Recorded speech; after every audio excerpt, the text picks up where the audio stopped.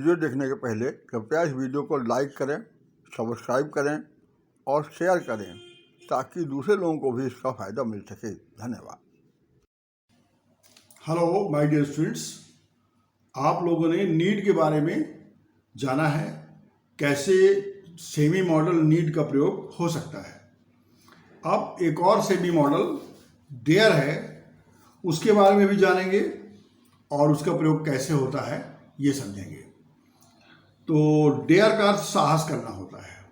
ये भी नीट की तरह ही व्यवहार करता है, ये भी एक सेमी मॉडल है और इसे भी हम मेन वर्ब के रूप में या मॉडल के रूप में प्रयोग कर सकते हैं। और इसका प्रयोग नीट से बहुत मिलता जुलता है, केवल अर्थ का अंतर है। डेयर यानी साहस करना होता है, डेयर का अर्थ साहस करना होता है। यह भी एक सेमी मॉडल है, इसे भी नीट की तरह प्रयोग करते हैं। डेयर जब मुख्य क्रिया के रूप में प्रयोग किया जाता है तो उसके बाद two plus verb first form अर्थात इंफ्initive का प्रयोग होता है, परंतु जब इसे सहायक क्रिया के रूप में प्रयोग किया जाता है तो इसके बाद केवल वर्ब का फर्स्ट फॉर्म प्रयोग में आता है। मतलब ये ठीक वैसा ही है।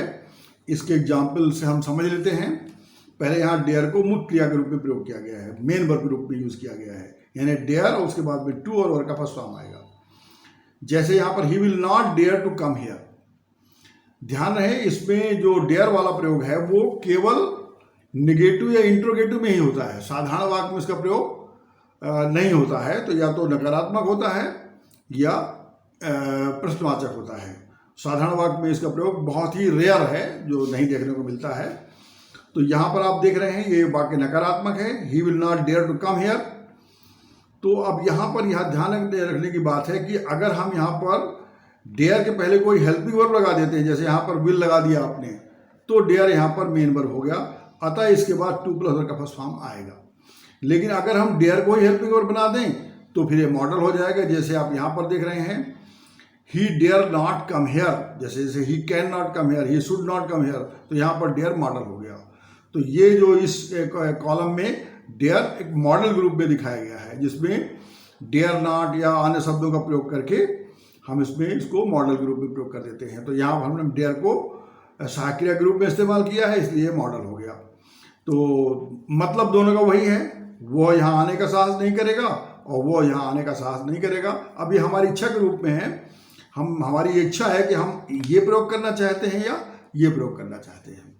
अब दूसरा एग्जाम्पल देखिए, he did not dare to come here, उसने यहाँ आने का साहस नहीं किया। यहाँ पर डिड नॉट हमने लगाया है तो डेयर मेन वर्ब हो गई, तो उसके बाद इंफ्initive टू प्लस V1 आ रहा है। लेकिन यहाँ पर हमने डेयर को ही हेल्पिंग वर्ब बना दिया तो हो जाएगा ही डेयरंट कम हियर या he dare not come here. तो यहाँ पर डेयर एक मॉडल हो गया और यहाँ पर वर्ब का फर्स्ट फॉर्म लग जाएगा।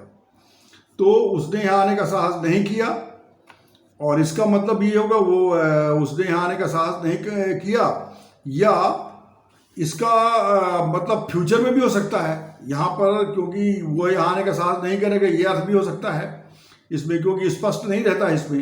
अतः हमें अगर टेंस स्पष्ट करना होता है तो हमें उसको डेयर को मेन वर्ब के रूप में प्रयोग करना चाहिए और उसके आगे जो हेल्पिंग वर्ब होगी उससे उसका टेंस स्पष्ट पता चल जाता है।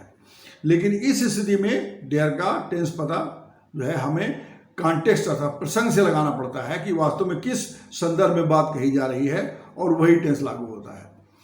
तो यहाँ पर जो है डेयर एक मॉडल हो गया और ये पास्ट या प्रेजेंट या फ्यूचर तीनों में हो सकता है। अब इसके बाद अगला जो वाक्य है वो है did he dare to come here. यहाँ पर हमने हेल्पिंग डिड लगा दिया है आगे, क्या उसने यहाँ आने का साहस किया था, तो यहाँ पर डेयर के बाद टू प्लस V1 अर्थात यहाँ पर डेयर मेन वर्ब है।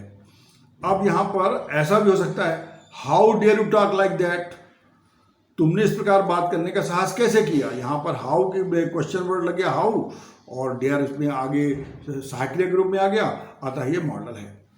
तो जब भी हम डेयर को इंट्रोगेटिव बनाते समय सब्जेक्ट के पहले लगा देंगे तो वो मॉडल हो जाएगा, डेयर के बाद नॉट लगा देंगे तो वो मॉडल हो जाएगा, या डेरेंट मतलब डेयर के बाद एंटी लगा देंगे तो वो मॉडल हो जाएगा। लेकिन अगर डेयर के पहले हम कोई हेल्पिंग वर्ब लगा देंगे किसी टेंस की, तो वहाँ पर वो डेयर मेन वर्ब हो जाएगा। और मुझे उम्मीद है कि आपको ये समझ में आ गया होगा, और हम कुछ उदाहरण कर लेते हैं, अनुवाद कर लेते हैं, जिससे आपका कॉन्फिडेंस और आ जाएगा।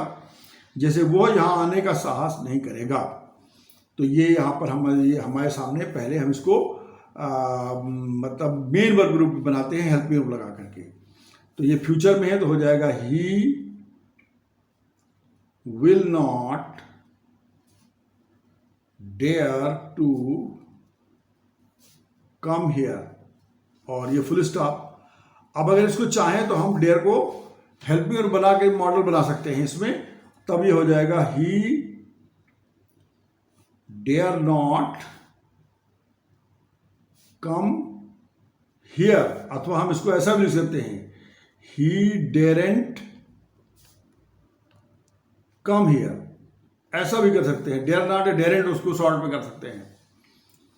अब इसके बाद यहां पर है, तो यहाँ इन दोनों में यहाँ पर ये मॉडल है और यहाँ पर ऊपर जो है वो मेन वर्ब ग्रुप में प्रयोग किया गया है। यहाँ पर आप देख रहे हैं 2 प्लस वर्ब का फर्स्ट फॉर्म आया हुआ है। क्या वो यहाँ आने का साहस करेगा? ये इंट्रोगेटिव है तो हो जाएगा will he dare to come here. यहां पर विल हमने सहायक क्रिया लगा दी है तो डेयर मेन वर्ब है, इसलिए 2 प्लस वी बनाएगा। अब यहां पर हम चाहें तो डेयर को आगे करें तो इंट्रोगेटिव हो जाएगा और ये मॉडल भी बन जाएगा। तो डेयर ही कम हियर, और ये इंट्रोगेटिव होगा, लेकिन यहां पर डेयर हेल्पिंग होगा आगे, मतलब ये मॉडल बन गया। तो यहां पर वर्ब का फर्स्ट फॉर्म आएगा। तुमने यहां आने का साहस कैसे किया? इसको भी हम 2 प्रकार से बना सकते हैं। पहले आप कर सकते हैं how did you dare to come here. यहां पर हाउ डिड मैंने हेल्पिंग और डिड हमने लगाई तो यहां पर डेयर मेन वर्ब हो गया, इसलिए 2 प्लस वी बना रहा है। लेकिन अगर हम चाहें तो डेयर को हेल्पिंग वर्ब भी बना सकते हैं, तब ये मॉडल हो जाएगा। जैसे how dare you come here, यहां पर ये डेयर मॉडल हो गया। अब वो हम पर आक्रमण करने का साहस नहीं करेगा, तो ये फ्यूचर में है तो इसी प्रकार ये भी बन जाएगा he will not dare to attack on us. यहां पर विल नॉट डेयर कर दिया तो यहां पर डेयर मेन वर्ब हो गई।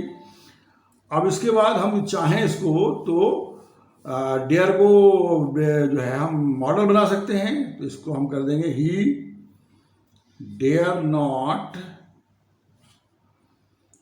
Attack on us. यहां पर डेयर नॉट लगे, कैन नॉट या शुड नॉट, यहां मॉडल हो गया।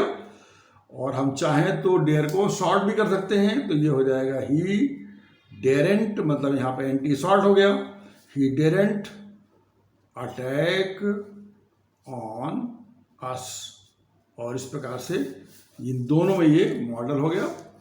तो आप दोनों में से कोई भी करने के लिए स्वतंत्र हैं, सिर्फ आपको ये ध्यान रखना है कि जब डेयर मेन वर्ब हो तो उसके बाद 2 प्लस वी वन लगाएं, और जब डेयर हेल्पिंग वर्ब हो यानी मॉडल हो तो उसके बाद केवल वर्ब का फर्स्ट फॉर्म लगाना है। मुझे उम्मीद है आपको ये समझ में आ गया होगा और आप अनुवाद जो उसमें दिए गए हैं उन्हें आप कर पाएंगे। धन्यवाद, और ये लेसन यहीं पर समाप्त होता है। If you like this video, please don't forget to like it, share it and subscribe it so that you may get notification later on.